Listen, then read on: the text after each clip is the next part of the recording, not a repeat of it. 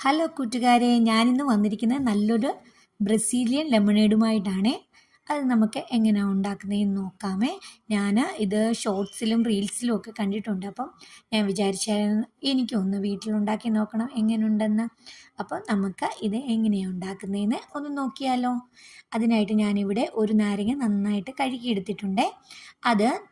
അതിനുശേഷം നമ്മൾ ഷുഗറും മിൽക്ക് മെയ്ഡുമാണ് ഇതിൻ്റെ കൂടെ ചേർക്കാനായിട്ട് എടുത്തേക്കുന്നത്. രണ്ടായിട്ട് മുറിച്ച നാരങ്ങ നന്നായിട്ട് കുരു കളഞ്ഞ് എടുക്കണം. കുരു കളഞ്ഞിട്ട് നമ്മൾ ഇത് ചെറിയ ചെറിയ പീസുകളായിട്ട് കട്ട് ചെയ്യണം. അപ്പോൾ നമ്മൾ ഇത് ഉണ്ടാക്കും പ്രത്യേകമായിട്ട് ശ്രദ്ധിക്കേണ്ട ഒരു കാര്യം എന്ന് പറഞ്ഞാൽ, നമ്മൾ ഇത് മിക്സിയിലിട്ട് അടിക്കുമ്പോൾ നമ്മൾ ഒറ്റ പൾസ് മാത്രമേ കൊടുക്കാവുള്ളൂ. ഞാൻ കട്ട് ചെയ്തിട്ടുള്ള ചെറുതായിട്ട് കട്ട് ചെയ്തിട്ടുള്ള നാരങ്ങ അതിലേക്കിട്ട് പഞ്ചസാരയും ആവശ്യത്തിന് മിൽക്ക് മെയ്ഡും ഒഴിച്ച് ഒരു ഗ്ലാസ് വെള്ളം ഒഴിച്ച് നന്നായിട്ട് പൾസ് ചെയ്ത് എടുത്തിട്ടുണ്ട്.